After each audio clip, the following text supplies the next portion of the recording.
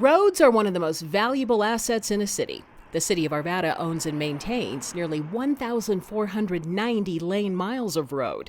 And just like routine car maintenance can extend the life of a car, pavement treatment can help with the quality of a road.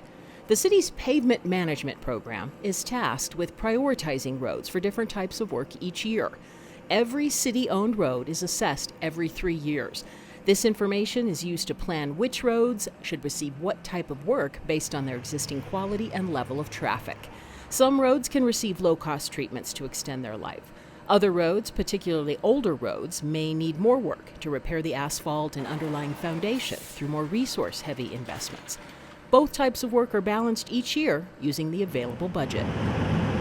In addition, major roads and neighborhood collectors that see more traffic may be touched more frequently, while some neighborhood roads that only see local resident traffic may be able to go much longer without work. The most cost-effective and least disruptive work is called crack seal. This treatment seals cracks to protect from water and other damaging factors. Slightly more intensive is slurry seal for low-traffic roads and hot chip seal for high-traffic roads. These two treatments are similar in that they each provide a thin layer of restorative material that improves the existing road. Mill and overlay grinds down the existing road and replaces the top layer.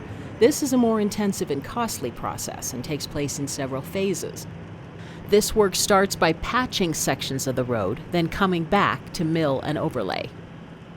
Finally, reconstruction is the full replacement of a road. This is more cost-intensive and disruptive work to replace not just the surface, but also the underlying foundation of the roadway.